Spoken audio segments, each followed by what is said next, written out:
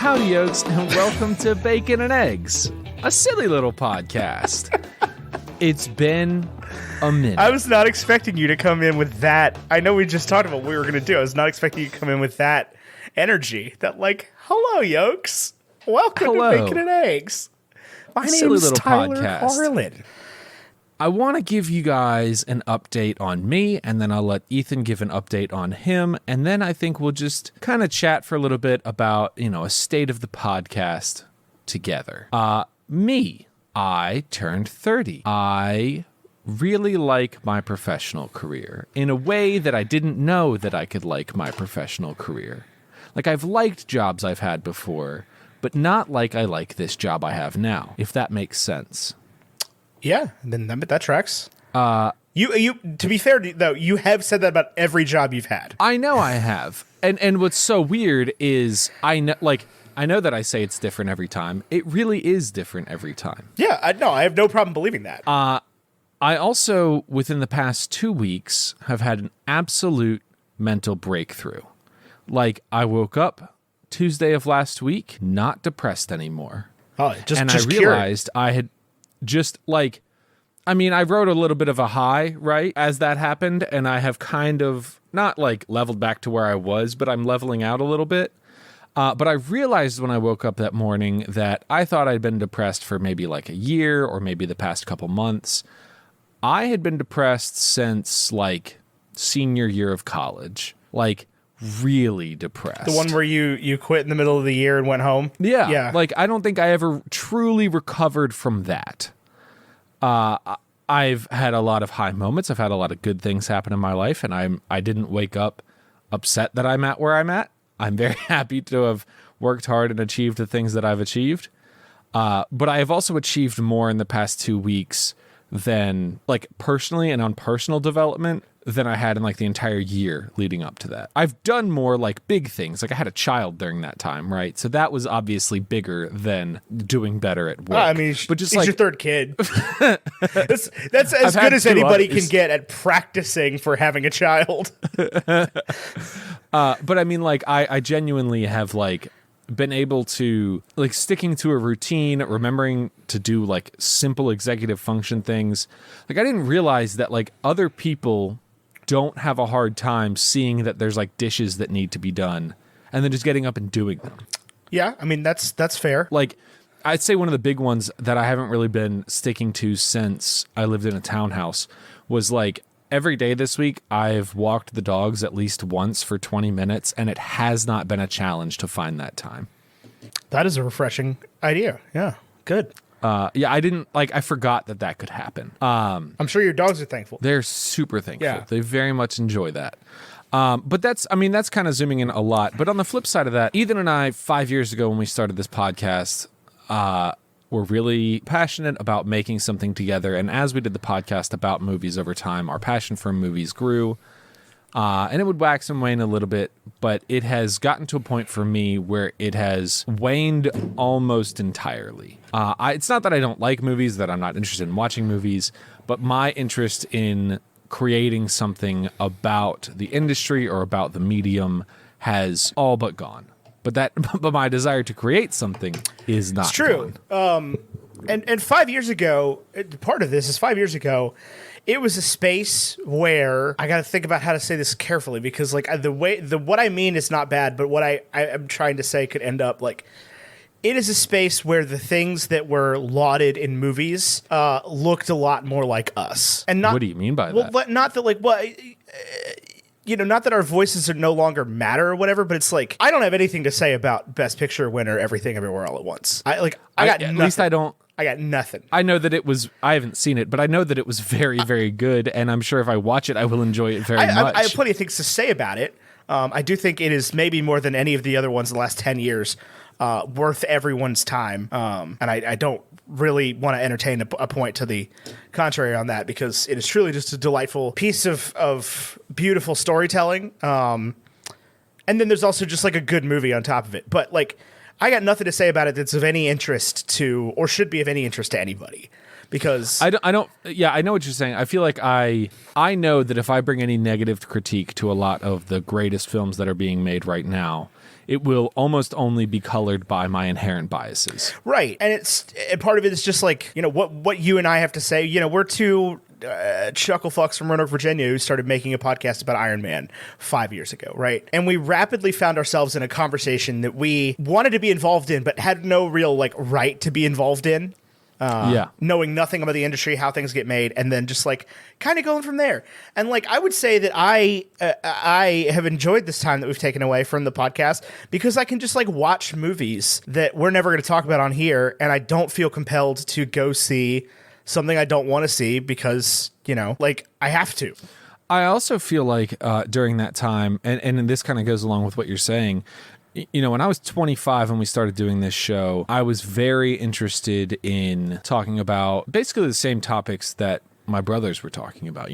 We started with Marvel. I wanted to talk about Harry Potter. I wanted to talk about Star Wars and, all of those and the Disney animated classics and the Disney animated films of today. And I still very much enjoy all of those genres and all of those movies, but I just don't have the same kind of interest to, I don't know, drive the narrative on them and the public opinion. You know what I mean? I just kind of want to sit down and watch The Mandalorian and all right, I enjoyed that. You know what I mean? Yeah. And I don't want to have to think about, is Rosario Dawson a bad person? And I get that this is ignorance coming full circle.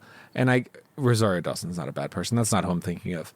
Maybe she is. Actually, I don't even know. It is who you're thinking of. No, Rosario Dawson. No, I'm thinking of Cara Dune. No, you're also thinking of Rosario Dawson. Either way, that's exactly the point I'm trying to make. Is I just want to freaking watch these shows because I enjoy them. And, if the people that make them are bad, then I need to, I'm getting to a point where I can just accept that, a lot of people make them. Yeah.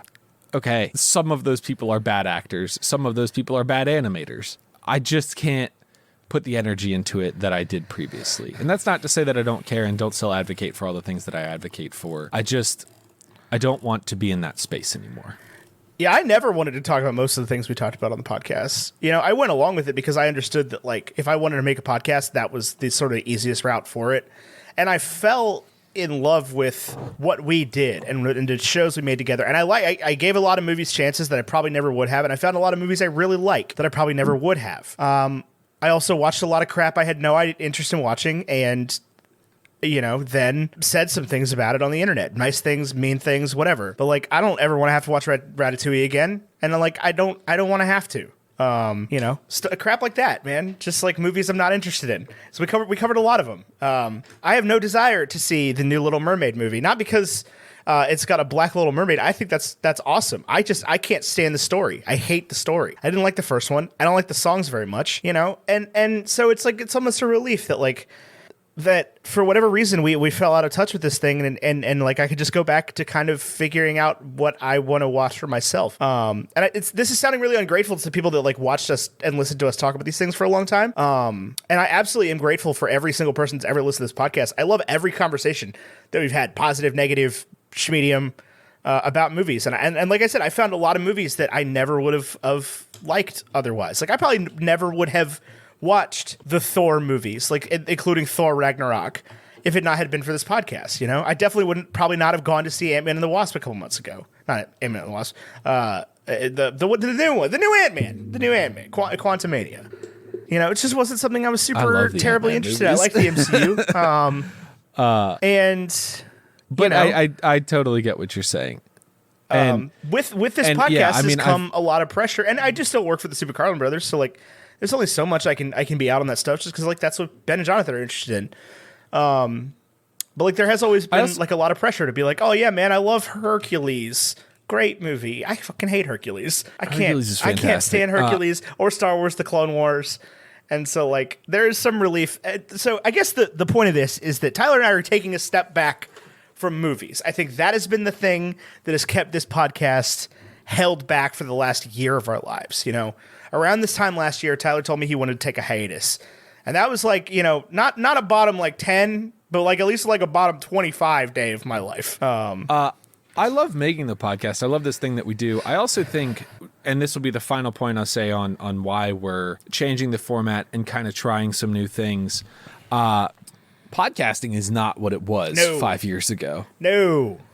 You know, like everybody, you know, when the McElroys even a year and a half ago put out a book that was like, everyone has a podcast and you should too. Everybody didn't have a podcast yet. Also, that book is pretty much irrelevant now. Yeah, all the advice that given was- in that book is irrelevant. And at the time, I think we were like, let's make this thing because I want podcasting to be my full-time career.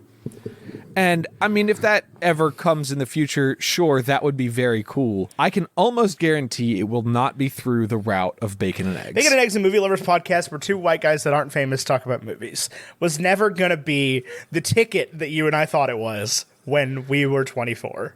Correct. Which is And- fine, you know? We've Which had is fine. a lot of fun. We've met a lot of cool people. We've done a lot of cool things.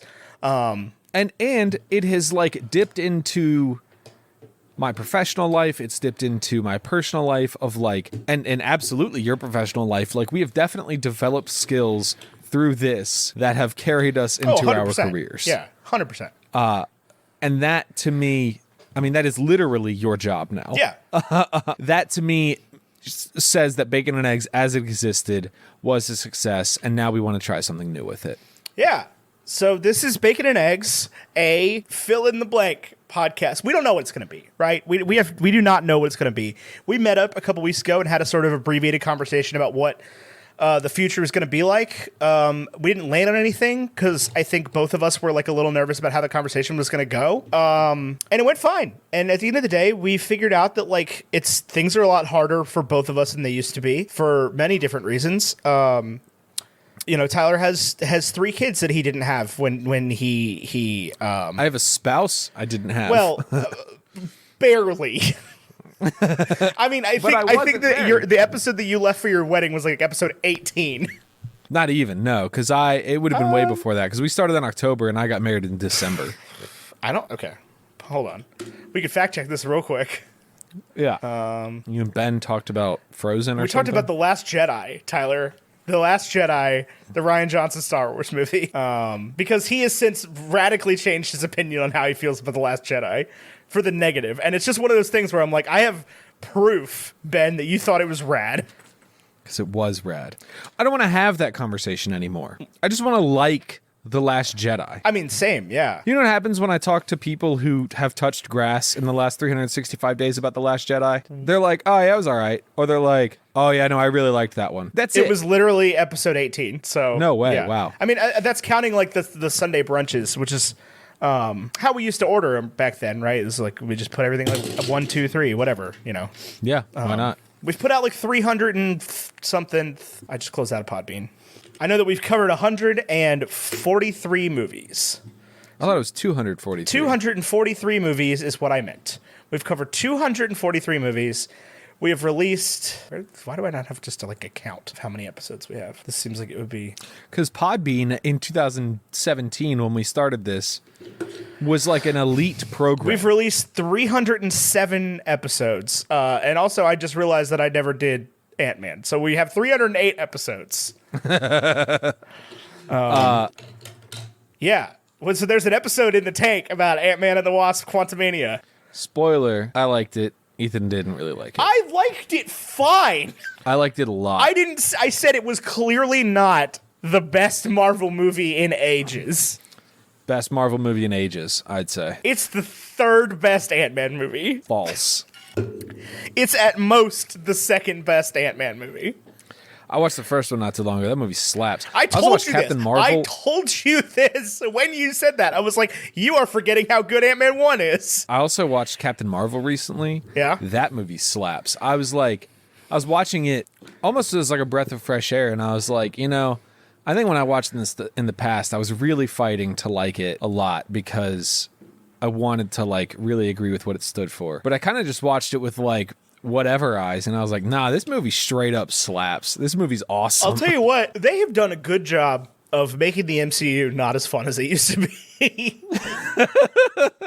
The MCU, and Star Wars is like this a little bit, but Star Wars doesn't have feature-length films anymore coming out alongside of all the other stuff, at the moment at least. But like the MCU is exhausting right now. Yeah. And I think that was the thing, is like we were on it. We were like, we do the Monday-Lorian, we do Marvel Mondays, we cover all the Marvel shows, and then it was like, we got Moon Knight, Captain Marvel, get. And I was just like, no, okay, we lost that one. Got it. We set you set us a challenge and we failed it. And we failed. And I'm okay with that. And that was the point that I think that my love for doing movies on this podcast died a little bit because I realized how exhausting it was going to be to try to keep up with Marvel for the next however long phase 4, 5, 6, 7, 8, 9 lasts. I also think just generally we have like developed our own interests that I think as young men we were afraid to develop. That like I think I told people I liked, like, I'm sitting on the set right now, and behind me is this Captain America poster. I like Captain America well enough. I like Iron Man well enough, and Spider-Man. Sure, I've read some comics. If I was to build a man cave, I'm not putting a Captain America this poster wouldn't up. be in it. This wouldn't be in it. Yeah. This would be like a signed picture from the FedEx Field or something. You know what I mean? Like this would be a shadow box of a book from an author that I really care about. Like it wouldn't be Captain America. Sure, that's okay. It does not have to be Captain America. Yeah, you have my permission to not love Captain America the way you used to when you were 24. Yeah. I don't. But that's kind of the beauty of how I'm feeling. Is like I don't feel like I even need your permission anymore. I know. And I think at 24, I would have been like, Ethan, can I be a huge fan of the Dallas Mavericks? And you would have been like, no, you can't. 2017. Was Dirk Nowitzki still on the Mavs? I don't think so. Maybe. I don't remember. That was JJ Barea for sure. Ricky Rubio, maybe. You can always be a fan of the Mavs. I love Mark Cuban. Yeah, I mean, you don't be a fan of Mark I'm trying to think Cuban. of my answer in 2017 would have been probably anything to get you to stop talking about Washington sports. So I love I would have Washington said, as long as sports. you're not a Wizards fan, you're doing great. I have such a hard time as this show will almost definitely be oftentimes about sports. I have such a hard time not being a fan of Washington sports teams. Like I just ordered a Mets jersey, but I kind of want to order a Nats jersey too, even though they're in like the same division and they're rivals. I just can't help it, man. Well, the Nats are terrible. It's the same with the Wizards. Same with the Wizards and the Hawks. I always forget that you're on this Hawks kick. That one can't stick for some reason. It's because the Atlanta Hawks don't feel like a real team. They don't feel like they're like connected to anything else. I know, it's very weird. Like to me, like there's no link between like the Atlanta Falcons and the Atlanta Hawks, right? Even though those things seem more similar. Than the Washington Wizards and then the Washington Commanders. Yeah. Just let them go back to the Bullets, man. The Capital Bullets. That was better. I had a nightmare. Like- I've been on this insomnia medication. I had a genuine insomnia nightmare last night where like the medication got me to go to sleep, and I had a very vivid dream. Speaking of bullets, where Emily wanted to buy a gun and would not listen to me when I said absolutely not. We are not putting a gun in this Yeah. house. And I don't mean to get, into anything. No, Yeah. you have a very precocious 3.5-year-old that should Correct. not be allowed to have a firearm around. Correct. Because she is very. I love your wife. Daddy, what that? She's a wonderful person. She would leave it laying around somewhere. I like in my dream, I remember being like, Emily, we absolutely cannot have a gun. And she was like, well, look at this scenario, and had like a salesman walk me through his childhood home that he could break into. And the only way to stop him was a gun. But at like the foot of the basement stairs was a golf bag. And I was like, nope, I can see exactly how we would beat you. The only weapon you need where it doesn't require me to fire a gun in the same room as my children. Also, like that implies that like this man is in your house with intent to harm you, and Right, not just right. to like grab some of your shit and leave. Right, yeah. You want my shit? Take it. Take it. I don't need it. I'm trying to get rid of it anyway. Nothing that I have in this apartment. Well, that's not. I was gonna say nothing is like valuable and sentimentally valuable at the same time. That's not entirely true, but like, have my TV, dude. Nothing that would be valuable to a robber. Yeah. Well, again, like that's not entirely true for me, but I'm not just gonna like list my important valuables on a podcast.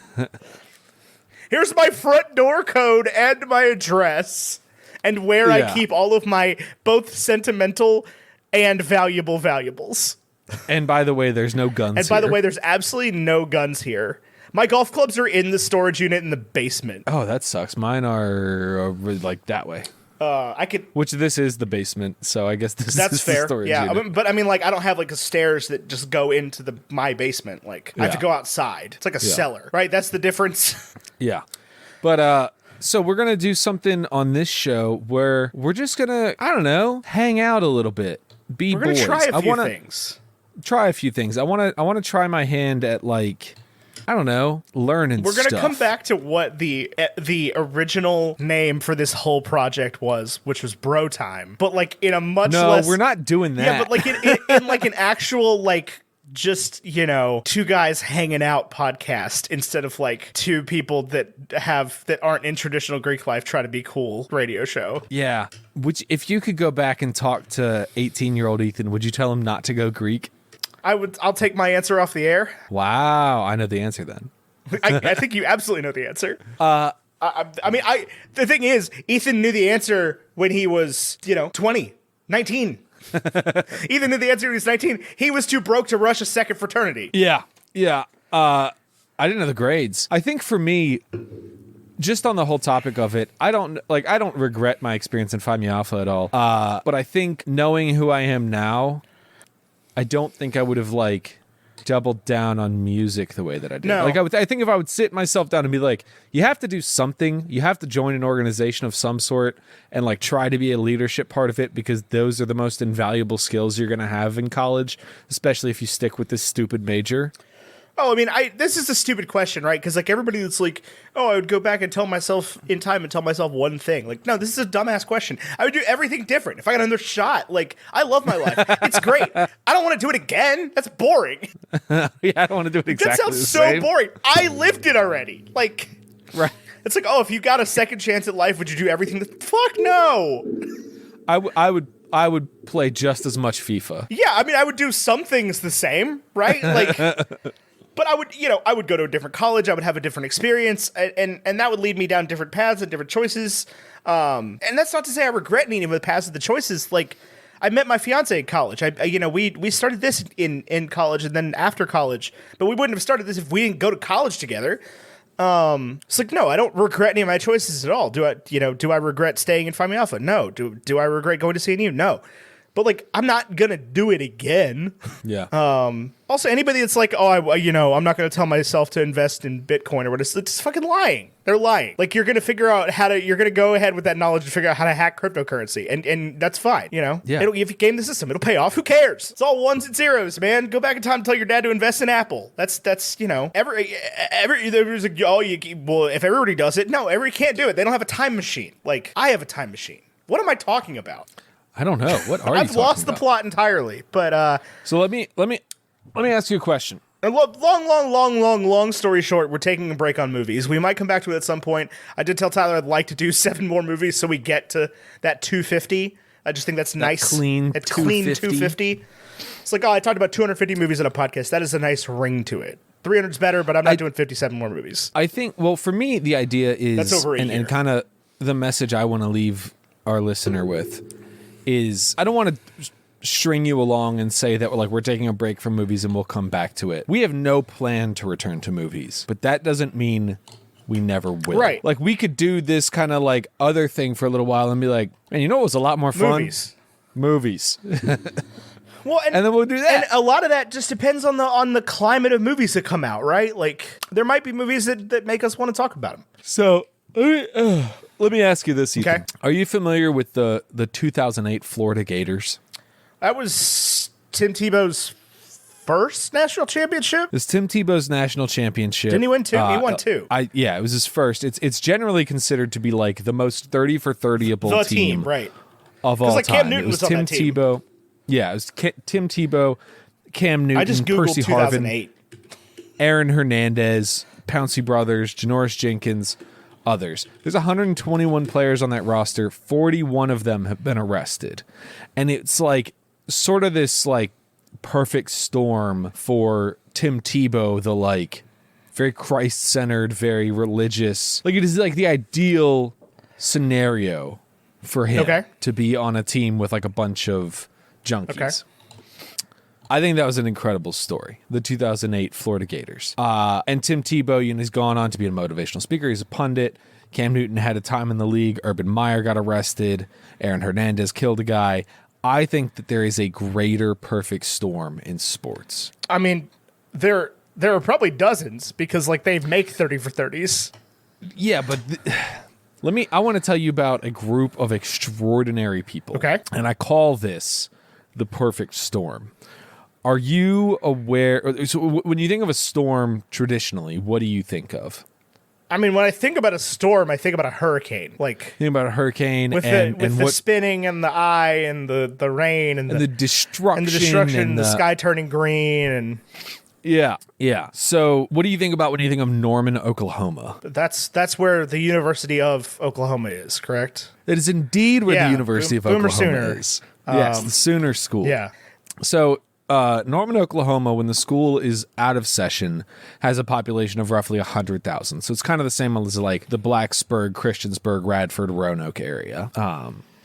And it sort of functions in the same way. And there have been a lot of really good names to go through Norman, Oklahoma, primarily through the university. The Boomer Sooners have put out a lot of big names, a lot of NFL players, a lot of NBA players. But our story is about Norman North High School. Okay. Which is a high school in Norman, Oklahoma that only has 5 notable alumni. Okay. And up until 2013 had 1 notable alumni. Okay. Do you know who that notable alumni is? The one notable alumni from Norman North High School prior to 2013. Yes. I don't have a clue. It was, let me see if I can get you to guess it. They were a YouTuber who in 2013, I think had the record for most subscribers at 10 million. They had 2 billion page views, or like video views, and they were on top of the YouTube world. This is Ray William Johnson? This is Ray William Johnson, went to Norman North High School. Norman North High School. Something about Ray William Johnson growing up in a Big 12 college town tracks. It does. It really does. It really does. And like, if you don't remember the show, Equals 3 was Ray William Johnson's show, and it was essentially America's Funniest Home Videos, but instead of the host wearing a suit, the host wore like a t-shirt and stood in front of a wall of pages from the Watchmen comic. Yeah. And he would just like watch a viral video and then roast the person in the video. Yep. But they weren't viral videos like Charlie D'Amelio dancing. They were viral videos like fail videos. Back in the day when viral video meant something. When it meant when it something, was right, its it was own like genre. It was like Charlie Bit Me, and he Yeah. couldn't like TikTok it where he was like reacting in real time. Like you would, as the viewer, you would watch the whole video, and then you would watch Ray William Johnson react to it. I watched hundreds of episodes of Equals 3. I love Hundreds. Equals 3. It was amazing. Hundreds. It was so good. Equals 3, and it looked like and Equals 3 looked like, at least I think this is what he was going for. It was like a heart, but instead of a heart, it was a penis. Yeah. But without the head. Right. So in the same year that Ray William Johnson surpassed 10 million YouTube subscribers and 2 billion page views, his high school was doing something unbelievable. There were 4 professional athletes at Norman North At the same time. in 2013, and there have been none since. Okay. Do you know who those 4 professional athletes are? 4 professional athletes. The Fuller brothers. No. I'll tell you all of them. So one is a soccer player. His name is Mauro Cicero. Okay. 2 professional football players, Jordan Evans and Charlie Kolar. Okay. I think one is a tight end and the other is maybe a lineman. And then probably the biggest and most famous is an All-American point guard for the Atlanta Hawks, Trae Young. Okay. Trae Young and well, they didn't go to high school together, but Trae Young going to the same high school as Ray William Johnson is not something I was prepared for. Okay, Trae Young, all-star point guard of the Atlanta Hawks. So Trae Young Yeah. is incredible. He is like, in order to get him, Doncic was traded, or Dokic. I don't know how to say the dude's name, but he like. Well, which you just said 2 different names, and they're I think both like leaning on a different player. Oh, is it Luka I don't Doncic know. or Nikola Jokic? The one with the D. I think they both have Luka. D's, but okay, Luka Doncic. Shit. Okay. One of them was like he went, I think, 4th or 5th in the draft, and he has been incredible. He's been like an absolute stud for the Hawks, and even though they haven't like really made it anywhere while he's been on the team, he is like a proper superstar. He's been on the team for 5 years now, and he played all 4 years in college at Oklahoma. Yeah, Luka Doncic. Look at that. Yeah. Man, I know you love the Hawks and Trae Young. That was a bad trade. That was a tremendously bad trade. Wow, that's terrible. Holy. That's bad news. He went to the Mavericks. That's why I brought up the Mavericks he's the earlier, guy. right? Yeah. Yeah. He's like the white goat. Yeah. Like that's Eastern European LeBron. That's as bad as what the Chicago Bears just did, or what the Panthers Chicago just Bears. did. to the Chicago Bears. But the other way around, what the Bears did to the Panthers. The Bears get the first pick now, right? No, Bears traded the first pick for a pretty good wide receiver, and then like the ninth pick, the 61st pick, first round next year, and a second round the year after that for the first pick for this year. In a year where there were 4 first pick quality quarterbacks. Well, the Bears don't need a quarterback. Correct, Like, yeah. that is one of the few things the Bears, the Bears definitely have. The Bears came out way ahead on this. The Panthers look like idiots. So, as I was Anyway, reading about Norman North and these 4 incredible athletes, I kept digging into things and I was like, what is the story of this high school? How did it end up being so incredible? And why were these 4 athletes all at school at the same time? And how did they become so good? And how come nobody has become anything since? There's been one other notable alumni, and it was an actor on Nickelodeon. Okay. And he was like 2 years later. And I think it comes down to the leadership that came from Norman North class president in 2013, a young lady by the name of Sarah Sanchak. Sanchak? I have no idea. Sancak. How would you pronounce that word? Probably Sanchak, yeah. I've seen pictures of her. But now only because you have me thinking about sports and like a lot of sports Doncic? and Luka Doncic and yeah. Okay, so she is not Eastern European. She is, I don't want to assume her race, but she is definitely either some sort of Polynesian or American native. I have no idea. So I'm not exactly sure how to pronounce her name, but I think she had incredible leadership because while she was at school, she was the class president. She was dating an offensive lineman for the Sooners, which is kind of weird. Indeed, yeah. Like She's a high schooler, man. you said it like it was 1970 and not 6 years ago. 2013 was 6 years Whatever, ago. 10 years ago. 10 years ago. So I start reading about her. Incredible person. She is dealing with her own shitstorm. So she has no idea that she's going to school with all these incredible athletes. Like, right, like put her in your shoe, like put yourself in her shoes. Think back to when you were in high school and you were going to school with Josh Woodrum, who would play in the league, Michael Cole, who would get injured shortly after I don't know graduating. if you remember 7'1" center Josh Henderson. Josh Henderson. But like we knew that he was going somewhere. But he wasn't even the most impressive. You know what I mean? Yeah, he was. No, Jacob Sire coaches for Auburn swimming. That's the most That impressive does to not me. matter. Oh, I Jacob, think that Jacob matters. Sire did not make the Olympics. He did not, but he did swim against Phelps. Like there are races of them competing. But also, like, we didn't have a pool at the school. Like, correct. But yeah, I mean, we went with with a 7'1" dude. We had some really incredible people in all our I'm saying is, graduating like, class. I knew but, we were going to school with athletes.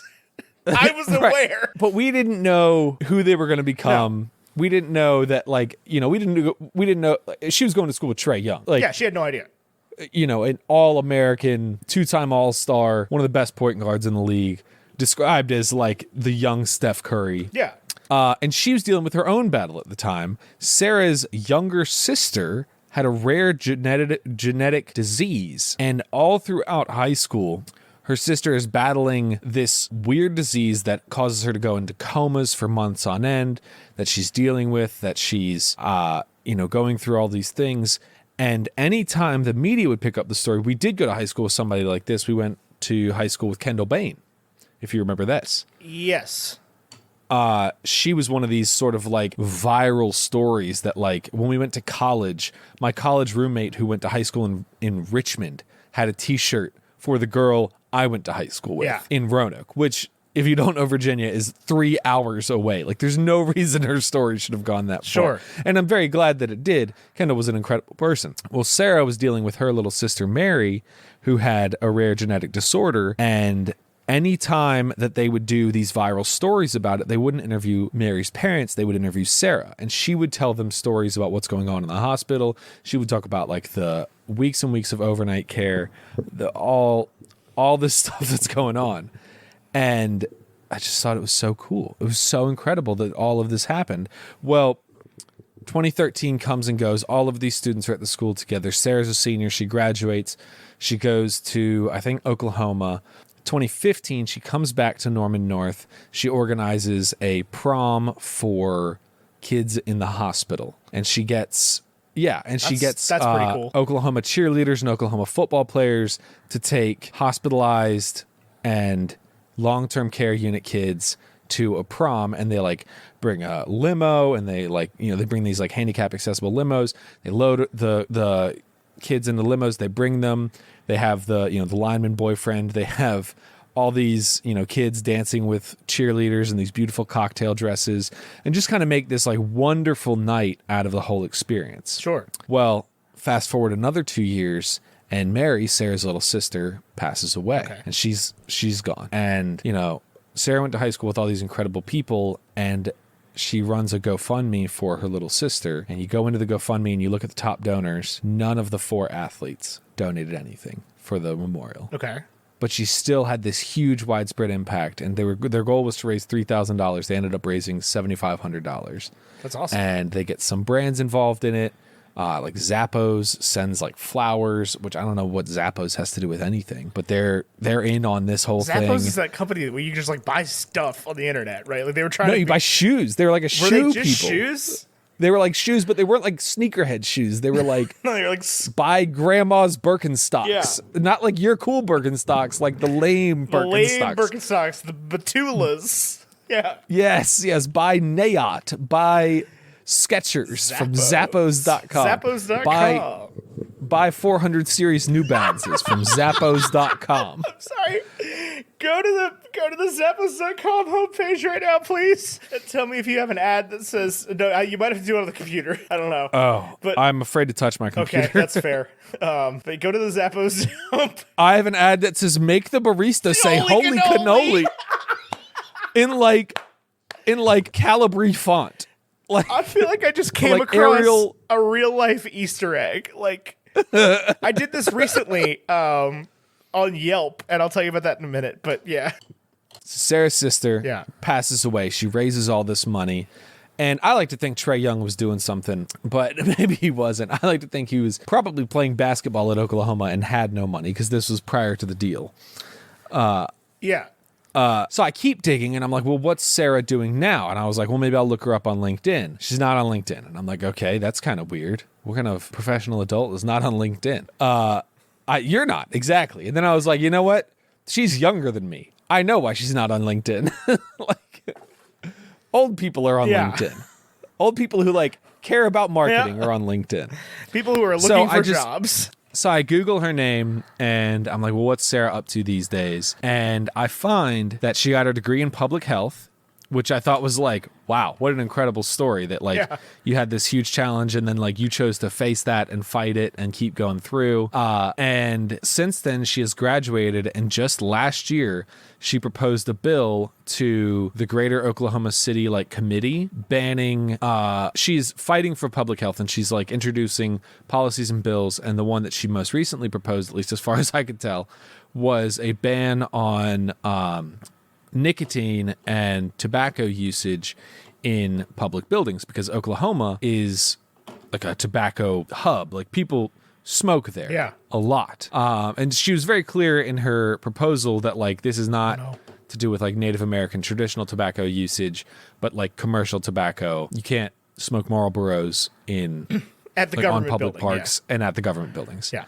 And I was like, well, why is she so passionate about this? So I read the proposal. And apparently the community that she lives in spends $3.7 billion every year on tobacco related illnesses, like things that can be directly traced back to tobacco. Like just in Oklahoma City? I think, yeah. It's over $1,000 per person. Good Christ.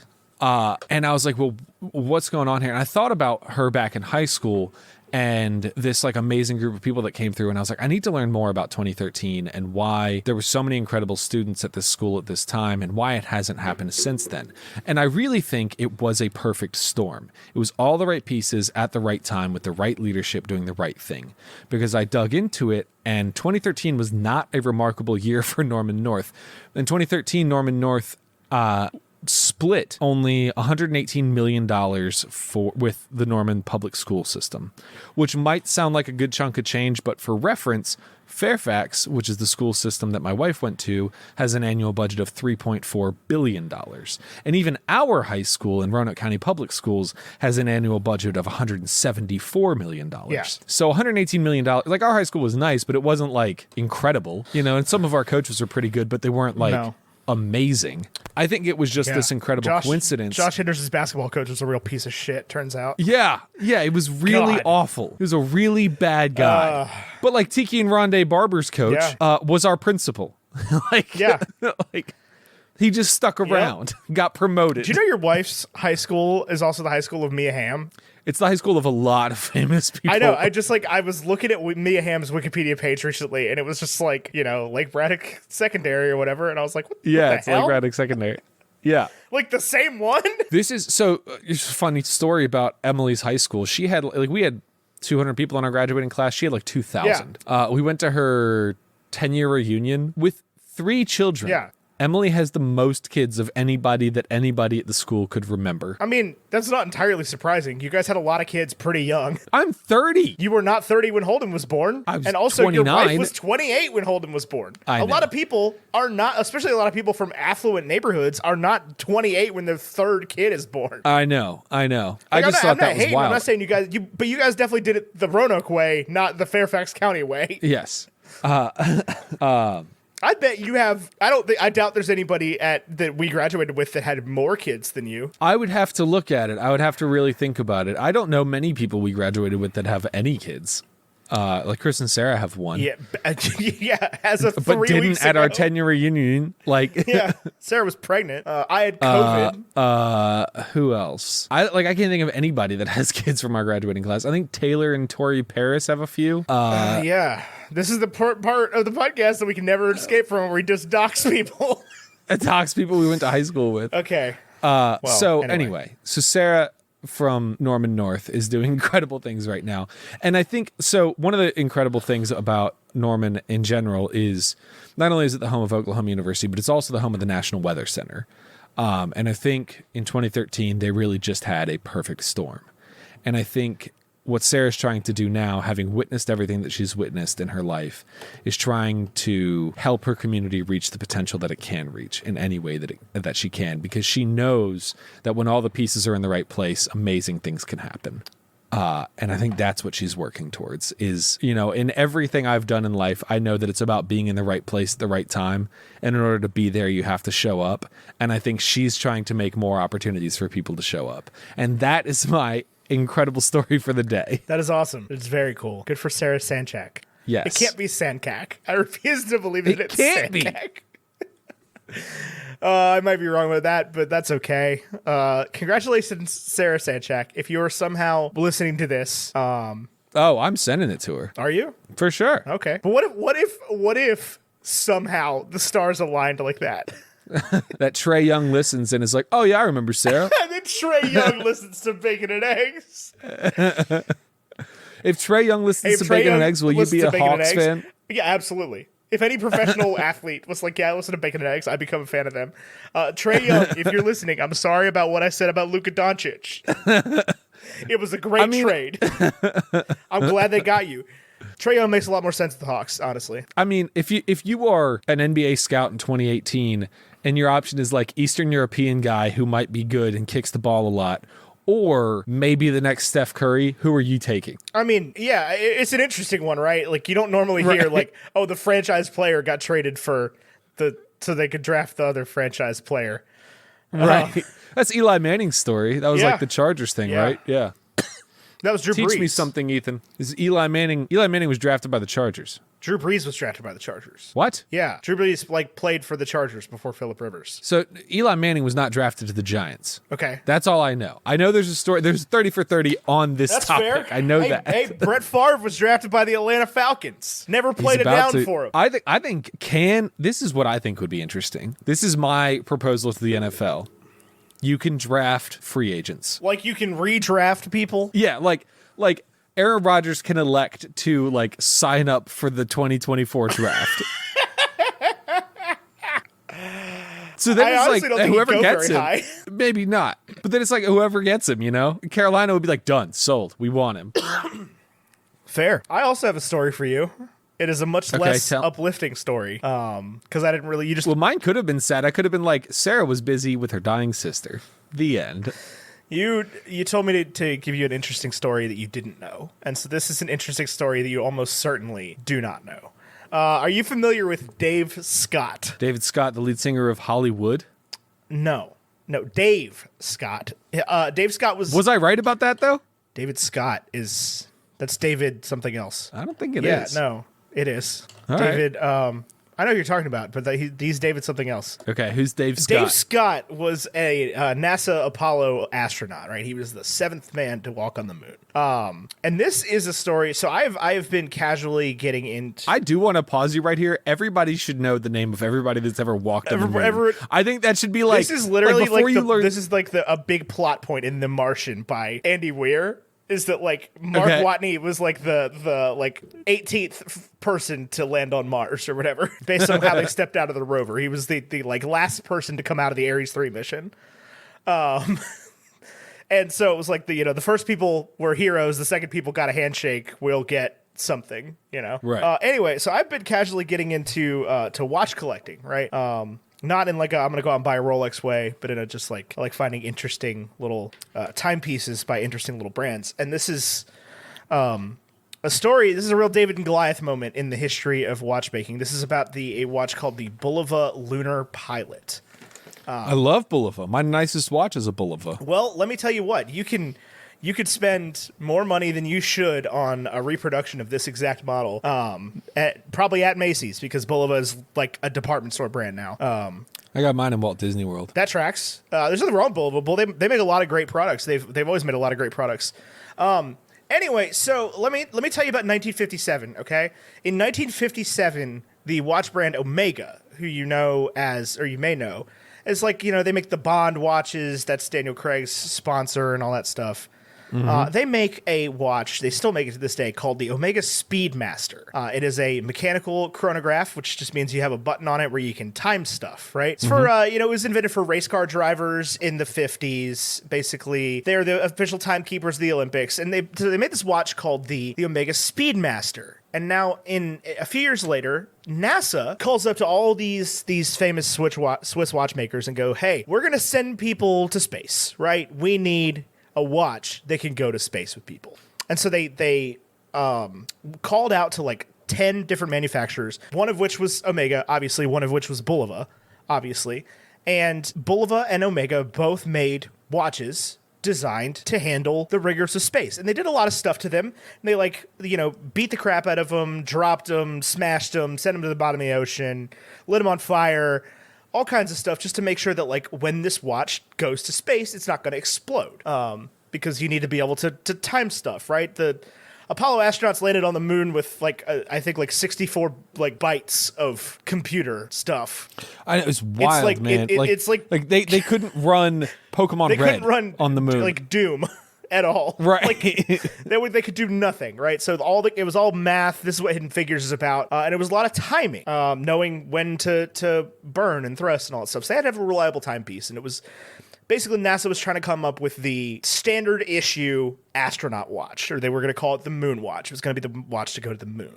Ultimately, the Omega Speedmaster was selected. It just performed better in the test. They beat out Bulova, they beat out Longines, they beat out Rolex, they beat out all these other famous brands that people may or may not have heard of, and they got the contract, right? So they made the standard issue, the Moon Watch. It's a black face with black dial, and like a thing around the outside that tells you how fast something's going based on how far it's traveled in a certain amount of time. And just a silver watch with a black dial. It's nothing spectacular. It was designed for a purpose. It's a purpose-built machine. You can still get them to this day. They're like $6,000. They will probably also make the Mars watch. But it's not about this because, Neil Armstrong had his, Buzz Aldrin had his. They were the standard issue moon watch, right? They went to the moon with the Apollo 11 astronauts, and they went to the moon with the Apollo 12 astronauts. And they went almost all the way to the moon with the Apollo 13 astronauts. And they went all the way to the moon with the Apollo 14 astronauts. And this continued right up until you get to Apollo 15. You get to this guy named Dave Scott, right? Now, what happened is in 1970, NASA redid this round of tests, right? Where they were like, we're just going to check to make sure that we're still good on the Speedy, right? We're going to do it again. Yeah. So Rolex, cook your thing up. Everybody else, cook your watches back up. Show us what you got. And Omega wins again, right? No contest. But Bulova's like, hey, we're really proud of this fucking watch that we made for you guys, right?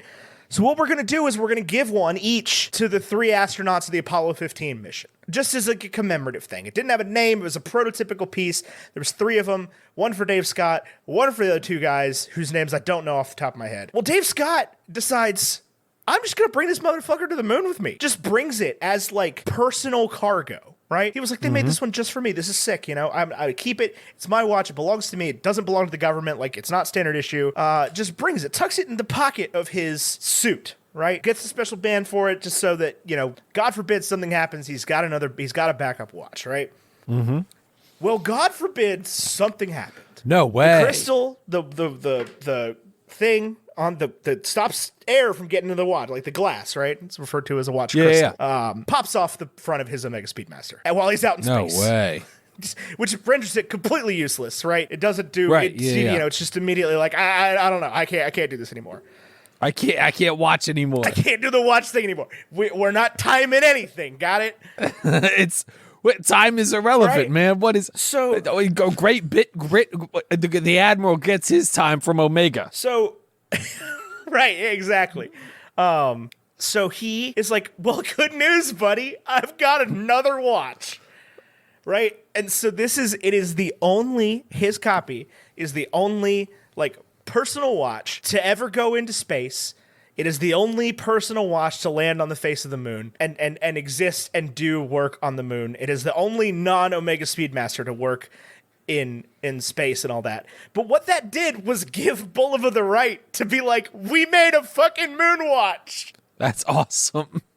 And so he gets back and, you know, holds on to this thing forever, right? Because he could just keep it. It belongs to him, right? The rest of them, right. Neil Armstrong's belong to the, you know, Neil Armstrong's is in a museum. Buzz Aldrin's was stolen on the way to the Smithsonian and is missing. That's pretty cool. Right? Like, that's a different story for a different day. I did not have time to dig into what happened there, but it was just like... I bet Sarah has it. I bet Sarah Sanchak has it.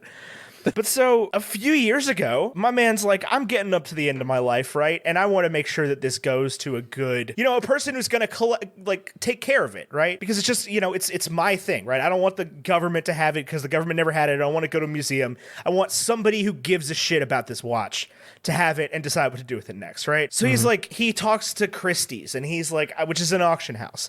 He's like, I want to put it up for auction, right? I think, you know, it'll be great. Donate the money to charity. Like, you'll probably get like $50,000 for it. Because this guy's just like, I'm the 9th person to land on the moon. Whatever. I was supposed to be the 9th person to land on the moon. Apollo 13 didn't make it, so I ended up being 7th. And this... Does he donate it to Norman North? He does not donate it to Norman North. It does, however, sell for $1.6 million. Good Lord. Which is wild for 2 reasons. One, that this man thought that the watch that he took to the surface of the moon, that he never wore again after that, still has the original like NASA-issued Velcro strap that goes around the outside of his spacesuit on it, that he never wore again, never cleaned, that still has moon dust on it, was like, yeah, you get $50,000 for it. This was like 3 years ago. You can go out right now and pay more for a Rolex at Fink's Jewelers than that. Like a brand new one will cost you $7,000. How much would you pay for a moon rock? How much would I pay for a moon rock? Yeah. It's a great question, right? Because like at the point where I'm allowed to buy a moon rock, it has been commoditized to the point where I wouldn't pay more than $500 for it. Right. I'd be willing to bet you could Amazon moon rock right now. I don't think they bring a lot of moon rock back with them. We haven't been to the moon since like... Fucking Dave Scott might have been the last guy to be on the moon, honestly. Well, we're closer to the next person to be on the moon. We're definitely closer to the next person person being on the moon than the last one. Because somebody else will get to the moon, and we as America can't handle that. Yeah, no, screw that. No. So anyway, welcome to USA Moon. So anyway, Bulova doesn't do anything with this information for 50 years, and then Dave Scott is like, "I'm gonna sell my Bulova prototype Moonwatch for this charity auction." And finally, this brand that's changed hands like 14 times since then is like, maybe we should reissue this motherfucker. Maybe we should make our own version that people would want to buy. Yeah. And they did. They are. Do you have I do one? not. I do not, because so I don't know what the original ones are going for. But the original ones, they've done 2 different variants now. The original ones are 45 millimeter watches, which are That's big. That's big, especially for a circular watch. That's very big. This one I have here is 42, and it already looks big enough on me. I probably wouldn't buy that. Also, it's like, it's a quartz movement. There's nothing wrong with that, but like they do want a lot of, like the new ones, the second edition are like $900 for a quartz watch. That would be more than I've ever paid on a watch. Yeah. Well, that would be more than 99% of people have ever or would ever pay for a watch with a quartz movement. Right. Like, what that means is you still have to put a battery in it. Like, Wait, you do have to put a you do battery have to in put it? a battery in it. Yeah. Oh, that's stupid. Yeah, no, it's like the same. Well, it's obviously not the same movement. Bulova invented the like Accutron movement, and there's quartz watches are more accurate than automatic watches by far, but they don't have all the stuff. There's not all the gears and the fun crap, you know. Yeah, I want the gears. You want the steampunk stuff, right? Like, yeah. this one I'm give me wearing the right gears. now has like it has like an open back. You can like look at the Yeah. guts, look at the goods. It's got all that like that good like watch stuff in it. For what it's worth, this is it's called the Hamilton Khaki Pilot Day Date, and it is the watch that Matthew McConaughey wears in Interstellar, not the one he gives to his kid, because that one's small, and I have big wrists. My nicest watch, I believe it cost more than my Apple Watch, which is my day-to-day watch right now. You have the new Apple Watch, like Ultra Max, right? No, I have the Series 8, just like the standard, not the SE, but also not the Ultra Yeah, Max, yours looks just sharp like though. the- I like the redo they did for those. Where it Yeah, like it looks more pretty like a good. watch. It's Yeah, got- it also, I mean, I have a custom band on it. It is I don't think it's a genuine leather. It's probably a leather match, but it's from the Commander's store. It's got a W on it. yeah, it's a sharp looking piece. My most expensive watch is, and probably my favorite watch is my Bulova Goofy and Friends, I'm familiar with the one you're talking about. Yeah. which has Goofy, Mickey, Donald, Pluto, and I love that it's called Goofy and Friends. That's like maybe my favorite detail about it. Right. That like Mickey's on it and it's yeah. called Goofy and Yeah. Friends. And it has a red and blue band, and I think that just looks so sharp. Yeah, no, that's sweet. I don't think I'm familiar with this thing you're talking about. I don't think I've seen you wear it. I probably have. Really? Yeah, maybe. I don't know. So my thing is like this watch I'm wearing is like U.S. military, like standard. Like Hamilton's been around since the 1890s. They're older than Rolex. Like they were the U.S. military issue watch, and they gave these out to pilots who like completed a certain amount of flights and stuff like that. I don't give a shit about that. I care because Matthew McConaughey wore it in Interstellar. Yeah, but he gives a shit about all that. Well, yeah. So it actually is a pretty cool inclusion in that. Like they thought about that one, right? And like the one that he gives Murph that like leaves on the thing that ends up being like the watch, like never existed. It was like Really? It was like customized. Like the props master just was like, okay, we need 2 like Hamilton watches. There's like the military pilot spec. That's what NASA would have given Cooper for being the pilot with them or whatever, right? Right. And so basically, they're like, they don't clear it because nobody clears watch props in movies because you could just put watches in movies. I don't know why. Usually it's the actors wearing their own watches, like more often than not. Really? Yeah. You'll see this a lot in TV, especially you will notice like a lot of TV characters wearing Rolexes that have no reason to be wearing Rolexes. So, Jonathan on Stranger Things. Yeah. He's a watch Yeah. guy. He likes the small timepieces like you're talking about. The Stranger Things watches are actually really good to like be part of the story because like Will's is like a you could play like some video game on it and like Oh, that's cool. yeah. One of them has like the Casio like calculator watch and they're all like period accurate. So that is definitely Yeah. part of props and costuming. But yeah. Also, So this is a fun fact about Jonathan from Stranger Things, and I cannot for the life of me think of the actor's Charlie name. Heaton. Charlie Heaton is a big cologne guy. A lot of Hollywood guys are cologne a guys. lot That's of not Hollywood super guys are uncommon. cologne guys. Yeah. But he apparently like is like very into the chemistry of it and very Yeah. into like the chemistry of the oils on his skin. And like Jonathan looks like he smells like weed. Yeah, definitely. But apparently Jonathan, like every actor who works on the show says this, that like when they work on the scenes with him, he smells amazing. I'm sure, yeah. I believe Harry Styles is the same way. That like Yes, I've Harry heard Styles this. is really into like his own like personal scents and picks like Yes. really like interesting androgynous scents. Yes, that complement his just, like, sort his of whole oils persona, really yeah. well. Because like if you buy cheap colognes, which is generally what I do, they Yeah. just like don't work, right? Like after Yeah, they don't you know, work as 20 well, yeah. minutes, the scent is gone. Yeah, which I did buy like a dupe, like a cheap dupe of one of Harry Styles' colognes, and that's the one I wear because I can't afford Tom Ford tobacco vanille because it's $500 an ounce. Yeah, no, so like I'm much more interested in collecting like I would much rather have the like Timex Mickey Mouse watch that Robert Langdon wears than like most things. That's what I want. Yeah. That's why most of my watches. So my thing with watches, I love that you brought watches up. The reason I like nice watches is because they're made with stainless steel or nicer metals. Yeah. And that's really the only reason that I like started buying expensive watches is because I would break out in a terrible rash if it was a nickel watch. And that's how like I like the Goofy and Friends watch I think was like $300 and that's my most expensive watch. So it's not like I have crazy nice watches or anything. But I do like a nicer watch. You can get a lot of really good stuff in that $200-$300 range, honestly. Like, yeah. Because like there are brands like Seiko. That one feels nice. I mean, it feels really Scott solid. Is like but that's the thing is like there's so many. I mean, Bulova doesn't exactly fuck around. Like they are like kind of a weird like Macy's brand now. In that just like they make a lot of like really weird like blingy like with fake rhinestones and stuff in it, like a lot of weird like mall counter stuff. But they also make some legitimately good stuff. They're a Japanese brand, I think, at this point, doing stuff like that. They're cool. They make a bunch of cool stuff. They do sell a $900 quartz lunar pilot, which is a lot of money to pay for a quartz watch from a brand that doesn't really have prestige history. But if you want one, they're out there. You can get them. You probably get them at your Macy's right now. You, the listener, who wants this. This story very much reminds me of the lunar pen, and I dead ass thought this whole time that you were going to be like, I lost you there. Oh, I lost you. Are you back? I'm back. Yeah. So this story reminds me so much of the lunar pen story, and I dead ass thought that at the end of it you were going to be like, yeah, so they make this incredible watch and they can't figure it out, and then Homeboy brings like a Timex digital watch, and obviously it fucking works in space. Well, I mean, yeah, like actually, I think that a lot of the this is the thing because like I listen to a couple like podcasts. I'm just like loosely getting into this hobby, and the answer to everything at the end of the day is like, oh, if you want like the watch that the guys in the military are wearing, buy a G-Shock. If you want the watch that like he took a G-Shock the and cops it worked. are wearing, buy a G-Shock. Like at the end of the day, like everybody's just wearing G-Shocks.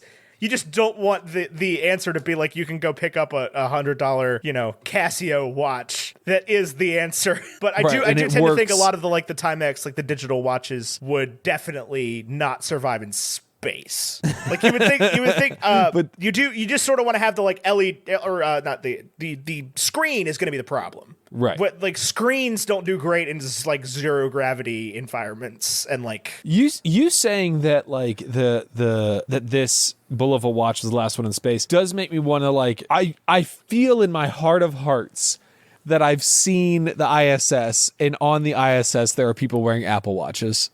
Oh, probably, yeah. And this is the thing is like that's space. Yeah. I think I said on the moon. Oh, okay. So we haven't been to the moon since the Apollo missions. Like, right. I don't remember which was the last one. It might have been that one. Right. They probably do have Apple Watches in space. That's what like pilots and stuff wear now. Like the answer is either buy a G-Shock or buy an Apple Watch. But like that answer is the most boring answer because like Apple Watches are cool if you're into that kind of thing. But like they're also just like it's a tool only, right? Like there's a lot to be said for an Apple Watch. There's a lot to be said against an Apple Watch. They're not like a collector's item. Yeah. Nobody at this point is gonna be like, oh, cool Apple Watch. Yeah, no, I wear mine and it serves a function and it is helpful and it makes my day easier. I will say this to wrap the show, that I on the terms of Apple Watches not being a collector's item, if you own an Apple Watch Series 2 right now, you straight up cannot sell it. It is not worth anything. I believe it. Yeah, that was the one they like hard discontinued. Yeah, the Series 2 and the Series 1 are not worth money. Well, no, because you could still buy. So this was the weird thing is when they introduced the Series 3, they discontinued the Series 2 and they stopped selling them. But you could still buy the Series 1 at that point. That's so weird. And then for like I don't know if it's still the case. I doubt it's still the case. There had to have been another one at this point, but it was like through the 4, 5, and like 6. You could still buy the 3 because it was the last one that came in that 42 millimeter, that 38-42 case size. Right. Everything from the 4 on was 40-44, which they were the exact same case, just it's more screen, but nobody understood that. Right. But truthfully, like if you owned an Apple Watch, like an Apple iPhone, like the original iPhone, you could sell it for thousands of dollars. Yeah. The original Apple Watch is worth literally nothing. Yeah, I believe it. I have one around here somewhere. Well, this is a Series 8. I've owned a few Apple Watches in my life. My most recent one, I think, is a 6, maybe a 7. Can't be a 7. I was a Fitbit guy on the smartwatch for a long time, and I have completely converted with the Series 8. There's nothing I hate more than Fitbit people. I mean, it is. What I liked about it was that it was insanely accessible, that like anybody could have a Fitbit. Yeah, but then people would buy like the Fitbit Charge and like the ones like, oh, it can read your text messages and stuff. And it's like, boy, you'll just do anything not to have an Apple Watch, won't you? And they thought they were better because they had a Fitbit. Like a lot of people, it may not have been you. There are a lot of people like this, and you definitely had made these comments. Me. Yeah. I think my favorite was probably like the best era of Fitbit for me. I had a Versa, which was like their smartwatch option, and it was okay. It was fine. My favorite Fitbit I think I had ever had could read text messages and could tell you who was calling. But what I really liked about it most was that it told me the time and it counted my steps. That was like, to me, and it synced with my phone so that I could use the app. Yeah. And if I wanted to really kind of see my data, I could. And that was really what was most important. I didn't mind the text messages though. It made it helpful. But you couldn't respond to texts on any of them.